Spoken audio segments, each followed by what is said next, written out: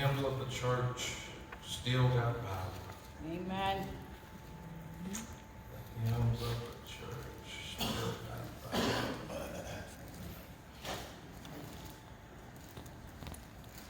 First Chronicles chapter number 4.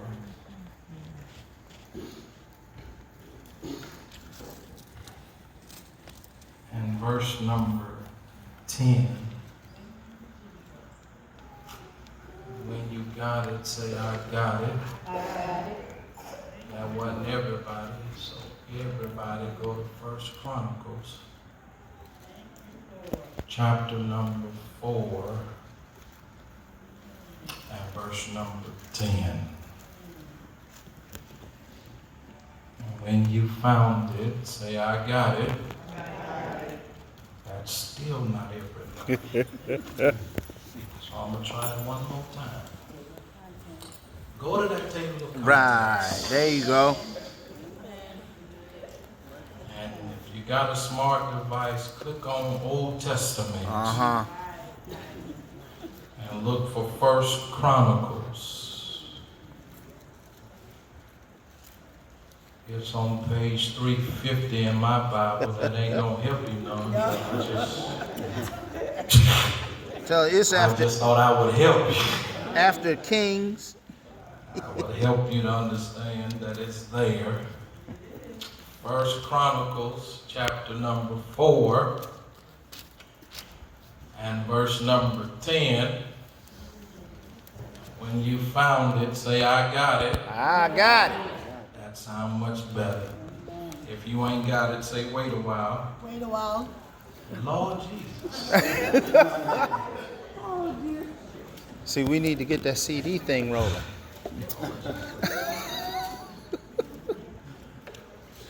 I hope you didn't throw that table of contents out because that costs money. Verse number 10. Jabez called on the God of Israel, saying, Oh, that thou would bless me indeed,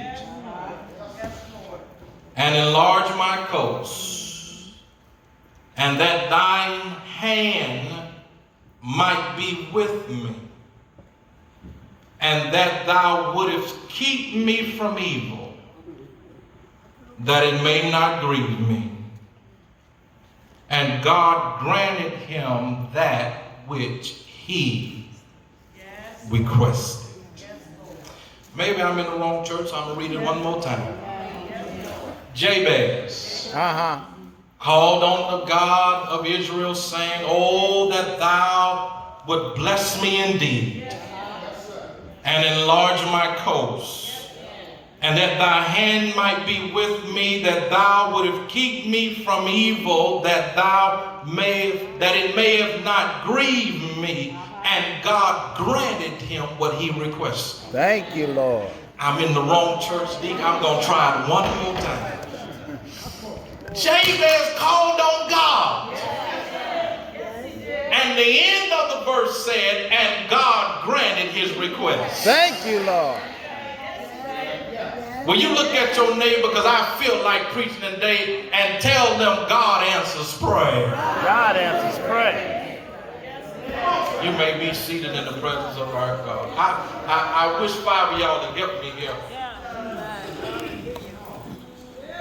Jabez called on God, saying, Oh, that thou would indeed bless me and enlarge my territory, and that thy hand might be upon me, that thou wouldest keep me from evil. All right now. That it may not grieve me. And God messed around and granted his request. Beloved, in the year 2000, God bless you, ushers. In the year 2000, a man by the name of Bruce Wilkinson of Walk Through Bible Ministry turned Jabez into an enterprise.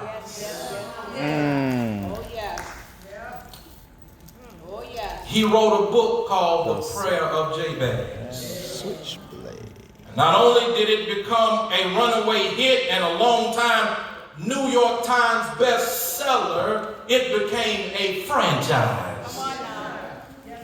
During its heyday, you could go to a bookstore and buy the Jabez book. They had a prayer of Jabez for women. Wow. I need y'all to talk back to me. They had the prayer of Jabez for teens. The prayer of Jabez for kids. Are y'all with me here?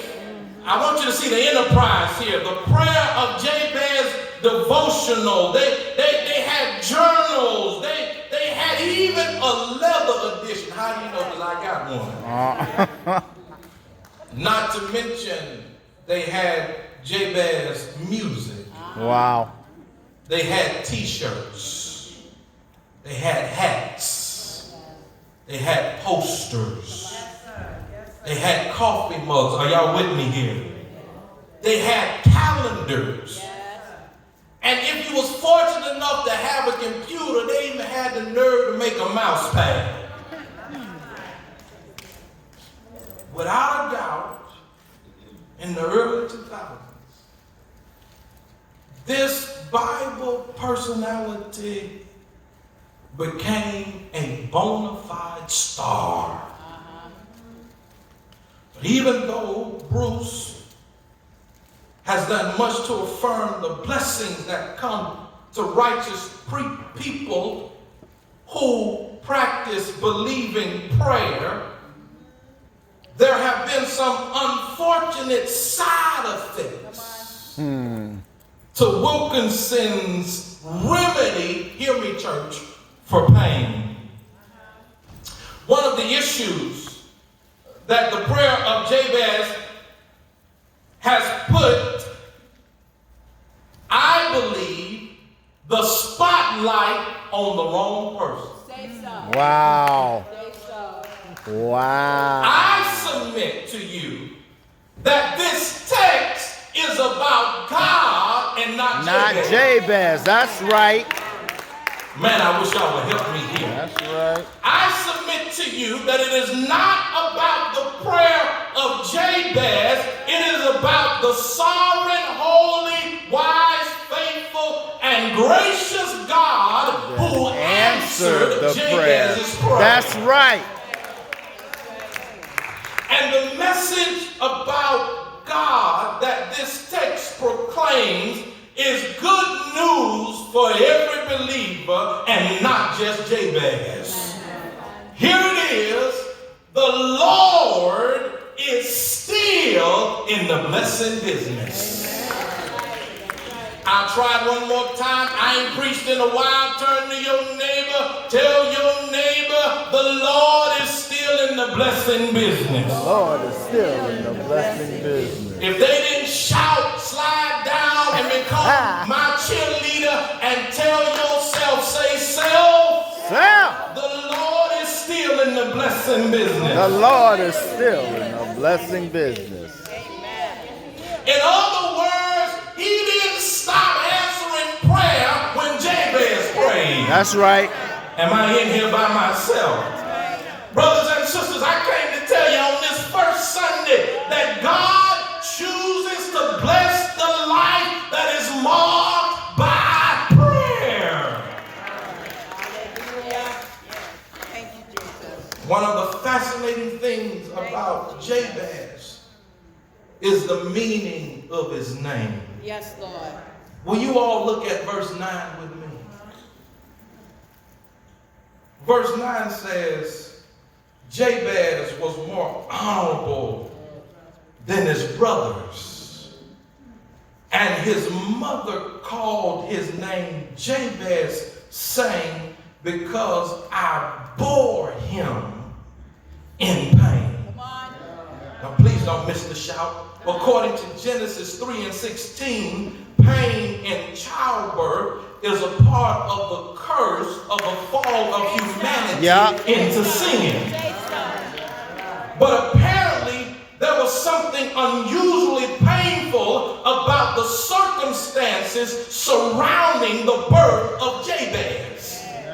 It was so painful that while most mothers try to forget the pain of childbirth soon after the child is born, this mother was still lingering on the pain that 8 days later, after his circumcision, when it was time to name him, she called him Jabez. Yeah. That's right. To remind You look us up that name Jabez, it means pain, it means grief, it means sorrow. In naming this child Jabez, don't miss this, his mother was not just making a statement about his birth, but she was making a prediction about his life, his future, and his destiny. I'm going somewhere. Brothers and sisters, although Jabez's name means prayer, although his life was reflective of that of doom and disaster, the Bible says God still blessed him. Yeah. Y'all missed your shout. Yeah. That although his name meant something negative, although his life was not a life of prominence, prestige, and power, the text says God blessed him. Yes, sir. And I want you to know today that God has a way of blessing your life that is marked by pain. Man, y'all didn't come to have church today. I said God has a way of blessing you even though your life is jacked up. Yes, sir. Come on, do I have anybody who can help me preach here and testify? Pastor, listen, even this morning I didn't do some things right, but I can testify that the Lord is still blessing me right now. He blesses a life that is marked by pain. Yeah. Hallelujah. Thank you. Thank you, Lord. Phil Yancey was introduced to the world of leopards by meeting and working with a guy by the name of Dr. Paul Brand. And in their work together, they wrote a book entitled Pain, the Gift Nobody Wants. Uh-huh. Did you hear what I said? The truth of the matter is, if you would take off your first Sunday facade and come on and be real with your boy, nobody wants pain. That's right. That wasn't everybody, so I'm going to try it again until everybody open their mouth. Nobody wants pain. That's right. Nobody wakes up in the morning and says, I want pain to hit my door.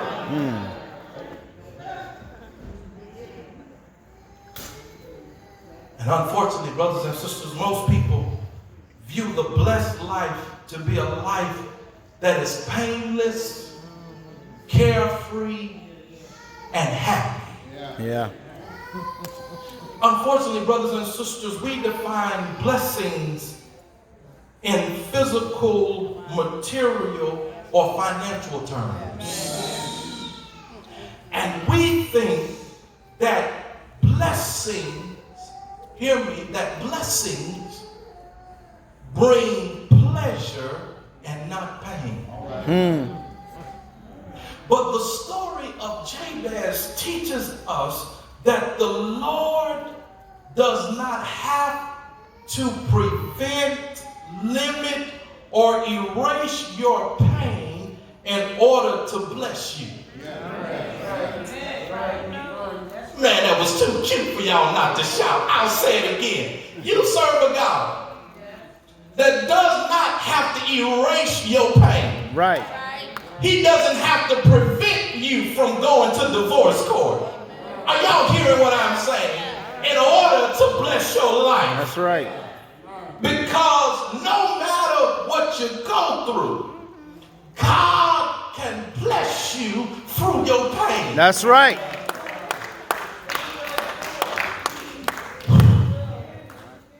You may not like this, but let me go on and help you shout in the midst of what you're going through. Your sickness could be a blessing. Yes.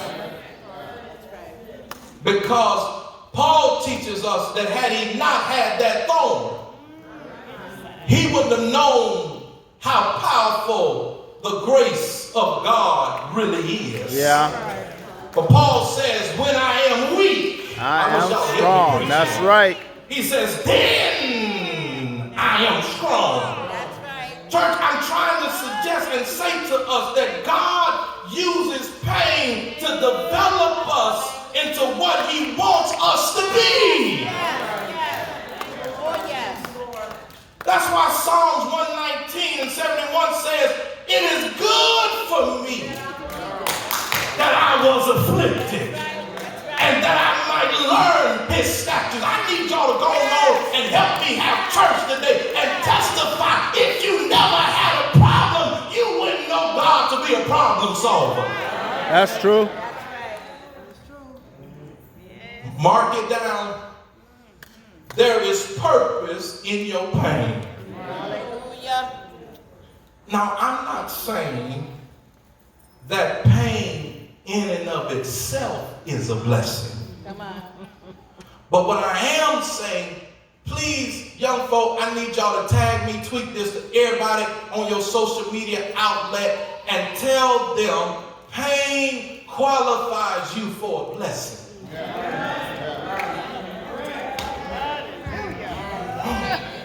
I wish y'all read y'all Bible. And he prepares a table before me in the presence. Are y'all gonna help me preach a what? Of my enemies, and he anoints my head. Yes, Lord. Hallelujah. Hallelujah. All I'm trying to get y'all to write down is your pain is a setup for a blessing. Your pain is a setup for a blessing. Okay, let me see if I can show you this way. A candle must be burned in order to give light. Yep. That's right. I feel like it. I really do. Coal must be consumed in order to produce heat. That's right. Grapes must be crushed Yes. in order for you to have your favorite glass of wine. Yes. Wheat must be ground in order for it to produce that flour that you put on all of that chicken. Well, Y'all don't want to hear me today. And I'm telling you, we must experience some pain in order to enjoy the true blessings of God. All right, let me see if I can help you. I didn't appreciate my mama letting me drive her brown 4-door Dodge until I got my own car. All right. uh-huh. All right. Because then all of a sudden, Sister Bonnie, I had to put gas in my own car. Uh-huh. Y'all don't like me today.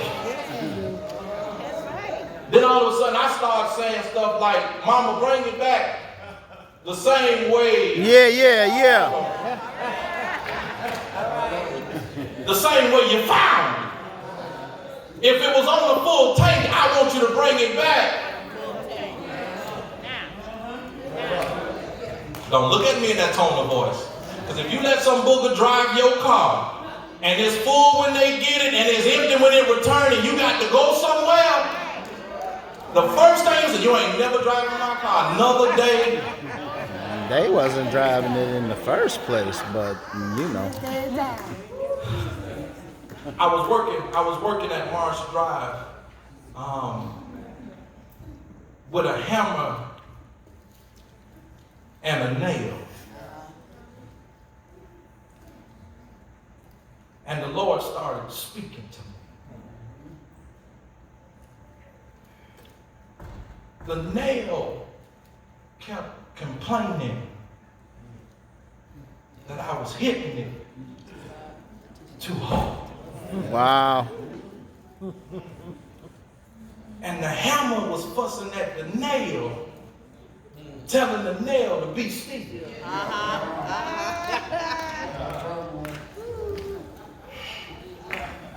The hammer and the nail were arguing with each other, and I'm sitting there looking like, huh? And as I'm hitting it, the Lord said to me, Cyrus, there are some days when you're like the hammer. And there are other days when you're like the nail. Wow. But both of you must realize that I'm the carpenter. Wow. And because both of you are in my hand, I know how hard to drive you. Lord, y'all ain't hearing me. And had I not drove you as hard as I did, you would have discovered that the nail would have never been in its rightful place to keep the object from falling apart. Wow.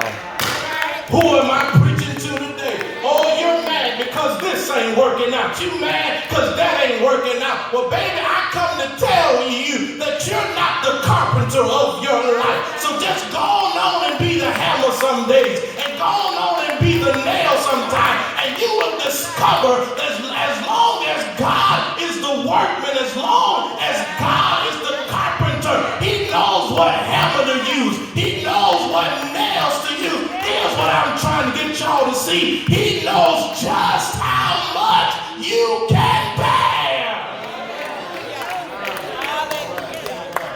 Hallelujah. Thank you. But had the hammer stop hitting the nail, then the moment I went to sit on that object, Well. oh, y'all gonna catch it after a while. It would have fell apart. I'm just trying to show you that sometimes pain can be a blessing. Yes. And stop walking around with resentment. Yeah. Because you're going through something. Say so.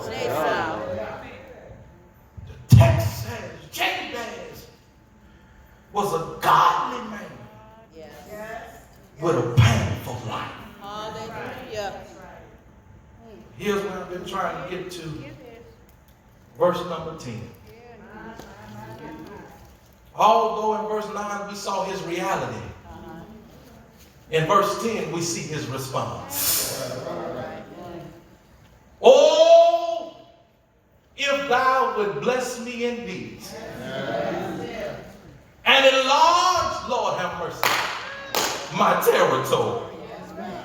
One of the reasons why Jabez has become widely popular with so many people is because he is a person that most of us can relate to. Think about it. The text does not allude Jabez to being wise, strong, or rich. And it does not celebrate him for being gifted, talented, or accomplished. The thing that made Jabez special was the simple fact, you're going to miss it, he prayed. That's right. Uh-huh. He prayed. Uh-huh. That's right. That's it. The prayer of Jabez demonstrates that if you want to experience the blessings of God, write it down. It happens after prayer. Hallelujah. Lord. Hallelujah. Yes, Lord. So there are three things in this text I'm going to lift y'all. I promise y'all I'm going to try to behave myself. The first thing I want you to notice in Jabez's prayer is that he prayed for the provision of God. He says, oh, that thou would bless me indeed and enlarge my territory and enlarge my borders or enlarge my coast. Jabez asked that the favor, watch this, of God would be upon him personally when he said, bless me. And his circumstances when he says, enlarge my territory. That's right. Brothers and sisters, I submit to you, this personal, bold, confident, and specific prayer request encourages us to pray as Jabez did. Yes, yes. Pray believing that God will hear and be able to answer your prayer. Yes. Pray believing that God knows what you're going through. Yeah. I'm trying to help somebody. Pray believing, watch this, that God cares about your pain, your needs, your hopes, your goals, and even your fears. That's why James 4:2 says, you do not have Because you do not ask. because you do not ask. That's right. That's right. And I believe this is the number one reason why God doesn't answer our prayers is because we don't sincerely, regularly, and earnestly pray about it. Watch what James 4:3 says. You ask But you ask him this. and do not receive because you ask wrongly That's right. to spend it on your passions. Did you get that? Mark it down. I know I'm going fast, but y'all got to stick with me. Mark it down because I'm trying to get to the Lord's stable quick, fast, and in a hurry. Mark it down. Write it down. Please, please, please, please, please. I'm begging you, please write it down. God does not answer selfish prayer. Right. That's right. I am working today. You got it. I promise you, write this down, put it on your wall, put it on your social media so it can remind you a year from now. When you're trying to figure out, well, why God ain't listening? Maybe it's because your prayers are selfish. Right. It's got to be in his will.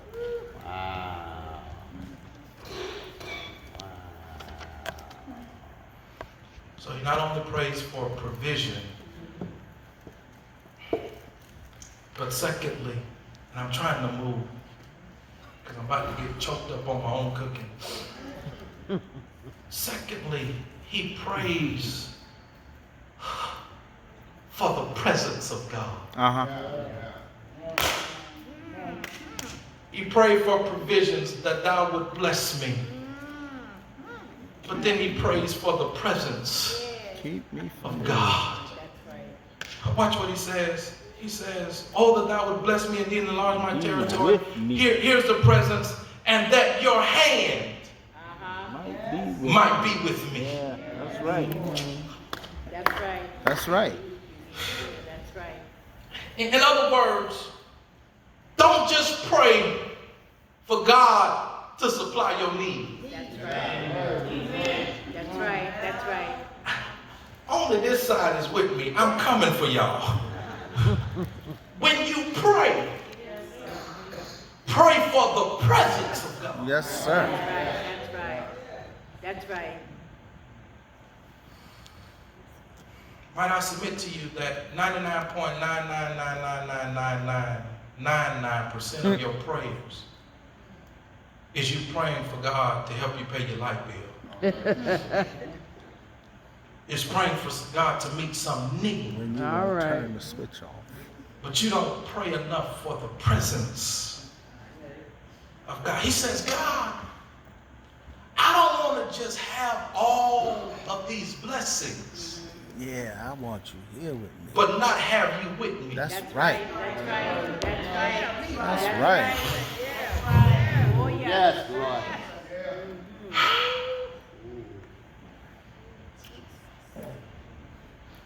In other words, God, I don't want to have a lot of stuff, And but you. I can enjoy them with you. That's right. All right. When most of you go on vacations, you go on vacations with people you want to deal with. Uh-huh. That's right. That's right. That's right. You don't take nobody on no vacation that you don't want to deal with. That's right. That's right. Because the purpose of you going on that vacation is for you to enjoy. Right. Well, y'all stop acting bougie and That's come on right. and talk back to me here. You're right. About that. That's right. You go to enjoy yourself. You go to relax and to have a good time. That's right. You got to go on a vacation and you got to babysit. The first thing you're going to say, we could have stayed home. Yep. That's right. Y'all going to help me after a while. Yes, sir. If you got to go somewhere first, man, you could have stayed home. Because I can't talk about y'all. Let me talk about me. No. The worst thing I hate, Deacon Ingram, is having to make a whole lot of pit stops when I'm What? traveling. Now, this me. I ain't talking about y'all. No, that's right. If we got to stop at every rest stop, You didn't go before we left. the people who ain't laughing are the people who got to make them stop. Yeah. Yeah. Yeah. But if I'm driving, y'all ain't hearing me. The only stop we making, we going to the gas station. Yes, sir. We going to the gas station. Yes, sir. Because before we left, we should have went to Walmart, got that family pack, Yes, got sir. that $1.99 cooler, that $2 ice, put it in there, Yes, drink sir. it. We're going to make our own garbage bag. Yes, sir. And we gone. Man, I wish y'all come on here. Yes, sir. Because I'm trying to get there. I can't make all of these because the more stops, the longer the trip. Yes, sir. I wish y'all would help me now. All I'm trying to get you to see is what good does it do for God to bless you and He can't enjoy the blessing with you? I know you're right. I know you're right. What good does it do for God to bless you and you can't enjoy